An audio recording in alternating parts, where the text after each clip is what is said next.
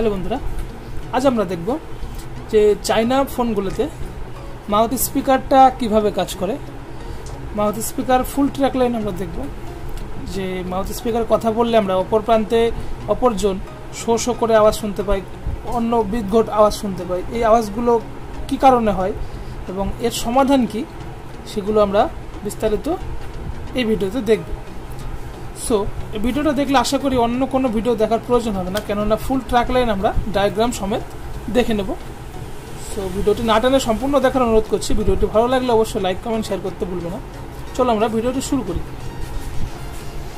আমাদের মাইক কিন্তু ইউনিভার্সাল মাইকটা দুই ওয়্যার যুক্ত হয়। সো এই ইউনিভার্সাল মাইক কিন্তু সমস্ত চায়না কিপ্যাড ফোনগুলোতে থেকে থাকে। সো সর্বপ্রথম আমরা ডায়াগ্রামটা এঁকে নিই। ডায়াগ্রামটা এঁকে নিলে আমাদের দেখতে বুঝতে সুবিধা হবে। এটা আমাদের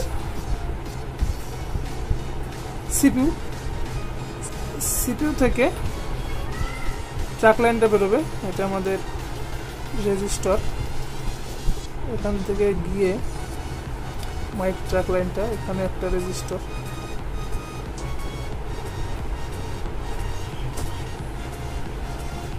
তারপর মাইক, এখানে মাইক পজিটিভ ধরে নিলাম আমি এখানে।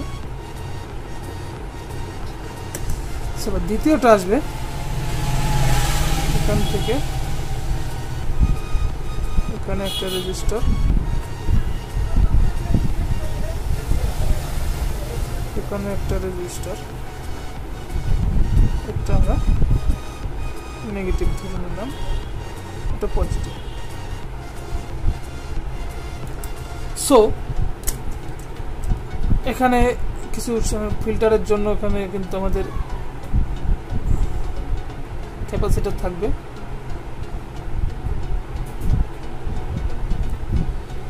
ফিল্টারের কাজ করবে। সো এবার আমরা দেখব ট্র্যাক লাইনটা কিভাবে কাজ করে। সো এটা আমাদের সিপিইউ,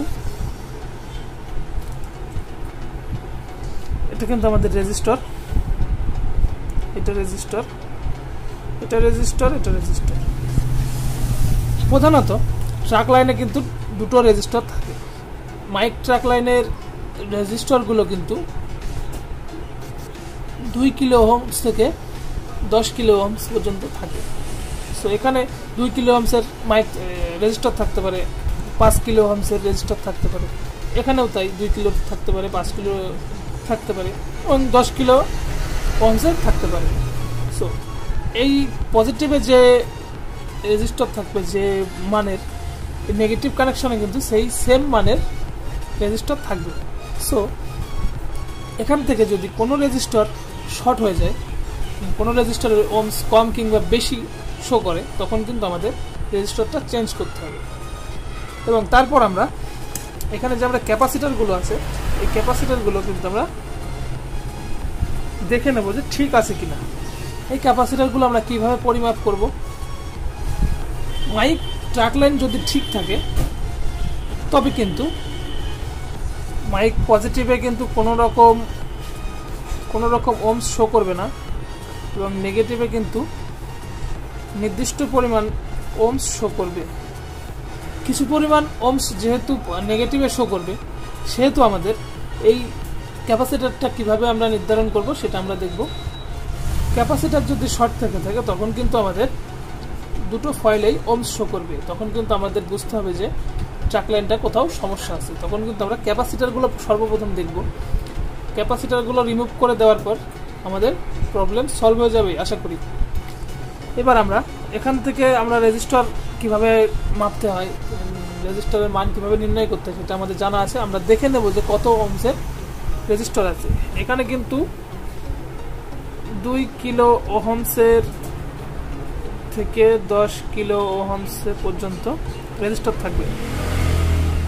এই দুটো যে মানের থাকবে, দুটো একই মানের রেজিস্টার থাকবে কিন্তু, আর এখানে যে দুটো থাকবে সে দুটো কিন্তু একই মানের রেজিস্টার থাকবে।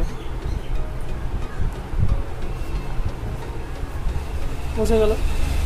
তো ট্র্যাক লাইনটা সিপিইউ থেকে বেরিয়ে রেজিস্টার দিয়ে কিন্তু দুটো রেজিস্টার দিয়ে কিন্তু তবে মাইক পজিটিভ, দুটো রেজিস্টার দিয়ে তবে কিন্তু মাইক নেগেটিভ। এটা আমরা দেখে নেব। সো মাই ট্র্যাক লাইন আশা করি বোঝা গেছে। এই ট্র্যাক লাইন ঠিক থাকা সত্ত্বেও যদি কাজ না হয় তখন কিন্তু আমাদের সিপিইউ থেকে সমস্যা, তখন আমাদের সিপিইউতে কাজ করতে হবে। বোঝা গেল ট্র্যাক লাইনটা। এবার আমরা এখানে ফোনে দেখে নেব যে ট্র্যাক লাইনটা কি আছে।